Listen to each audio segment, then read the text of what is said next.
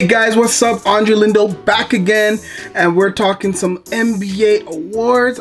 Congratulations to the Golden State Warriors on winning the 2017 NBA championships. Well done, Steph, well done, KD, and well done, Draymond Green, and well done, Clay. Congratulations to Golden State fans across the nation.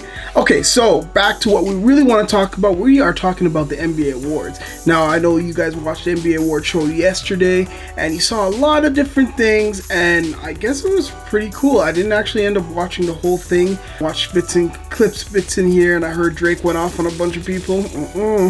Anyways, I'm gonna finally show you guys the results of that because I wanted to see how B-ball ranters stacked up against what the NBA press and NBA personnel were saying, and who would win what award, who would win this award, and then our award of our own, which is the TwoWay Player award. I'm going to tell you who won that. Coming up, first award up is the Rookie of the Year. So there, if you look at the charts, just look at the charts below here, and you can see like a lot of people picked.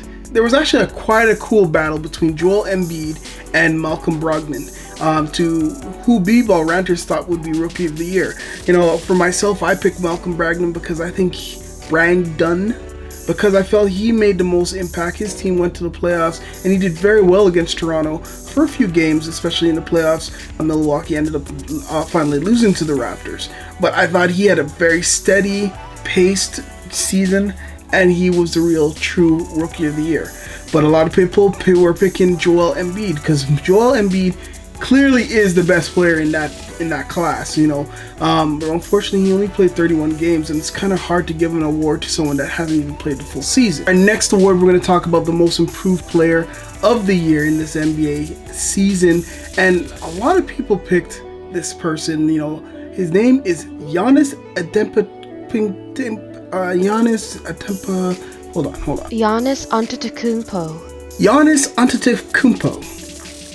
I think I got it. I'm going to just call him the Greek Freak because I can't pronounce it every single time. But truly, he was the most improved player. That guy, you know, people were so sure about him last year. Well, a few people were sure about him in his rookie year that he was going to be a star in this league. Even Masai Ujiri was trying to move up and get him. But Milwaukee, Milwaukee GM ended up getting him. And man, it's been really good for them. I think next year they're gonna next year I'm really gonna see a really uptick with these Milwaukee Bucks. I feel that you know Brogdon's come together, but I really think if they got a nice veteran point guard to play right behind him, this team can really do some damage. Next up is Coach of the Year, and we also picked this one as well. We picked this right. Mike D'Antoni is this year's Coach of the Year. B-ball ranters, 40% of us said it would be Mike D'Antoni, and it was. So Mike D'Antoni wins Coach of the Year. A little disappointed. I thought Quinn Snyder would have had a better chance, and even Eric Spoelstra, but top three were Mike D'Antoni, Greg Popovich, and Quinn Snyder. And even in the NBA, they didn't even choose Quinn Snyder, which kind of sucks because I really think that he did a great job with that Utah team, bringing them to, what was it, fourth or fifth in the West. But it was a great season for them. Really pulled a bunch of players together and made a really great run. But Mike D'Antoni did really change this team around. So next up, it's Sixth Man of the Year, and we chose the right one again. So Eric Gordon was like the consensus Sixth Man of the Year. Over 52% of respondents chose Eric Gordon for their Sixth Man. So B-ball ranters did choose the right one, and so did the NBA. They chose Eric Gordon. He had a great season, finally not injured, being able to play that six-man role. It was very, very interesting to have, Eric Gordon plays as six-man and Lou Williams when they were on the same team to be going up for this award, but really deserved it. Eric Gordon really hit some big shots very well with James Harden. I didn't really know how they would play in the backcourt together. Him coming off the bench for Houston and making that scoring touch, it's really good. So next up, Executive of the Year. And this is a little bit interesting. I know we got a lot of Toronto fans, but truly 50% of us chose Masai Ujiri as the Executive of the Year because, he did bring in some really good players, trading Terrence Ross for Serge Ibaka and getting in PJ Tucker, which changed our defensive efficiency. But it didn't work, fortunately, but I still think that Masai is the real executive of the year.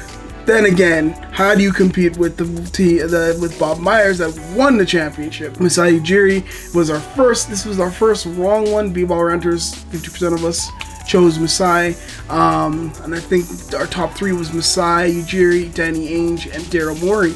Congratulations to Bob Myers, man. He got the cream of the crop. He got KD. So executive of the year, Bob Myers. Next up, defensive player of the year, and this is another one the B-Ball Ranters got wrong, but I kind of feel that we're right in a sense. Kawhi Leonard really is the defensive player of the year. I kind of believe that Kawhi Leonard should have been defensive player of the year, but Draymond did play such a really great season, and so did Rudy Gobert. So we had actually our top 3 was Kawhi Leonard, Draymond Green, and Giannis Antetokounmpo. Anyways, so we actually had those guys as our top 3, and the NBA ended up choosing Draymond Green, Rudy Gobert, and Kawhi Leonard. And Draymond Green deservedly won it.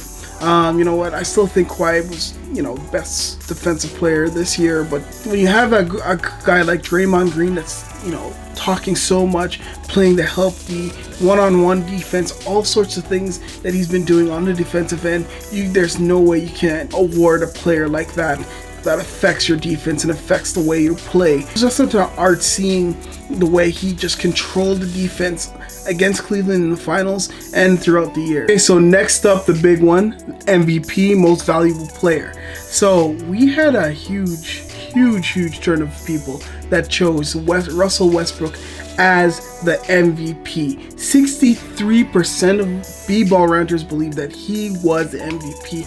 Only 13% thought that it was James Harden, which I was one of them, and surprisingly 9% said it was Steph Curry. Congratulations to Russell Westbrook winning the MVP, triple-double man. It was very difficult to have a season like he did with the team that he had. Kudos to him. B-Ball Ranters got this one correct, having 63% of us, almost a third of us, actually choosing that Russell Westbrook will be MVP. I kind of thought it would go to James Harden. Traditionally, it usually goes to the player that takes a team from 8 to kind of a first, second, top seed, and it usually goes to a team to a player that's always the winner. But this is the first time. There's always a first time for everything. I'm really glad. I'm glad that Russell Westbrook won and was recognized for all those triple-double threats, and I hope he continues to play that way, and OKC gets some players around him. So I'd love to see an OKC Golden State playoffs. Okay, so last award, this is the B-Ball Ranters TwoWay Player Award, and holy smokes, this was like uncontested. 86% of respondents said that Kawhi Leonard is the best two-way player in the NBA right now. And our top 3 was Kawhi Leonard, Genghis Antetokounmpo, Giannis Antetokounmpo. Can't pronounce his name.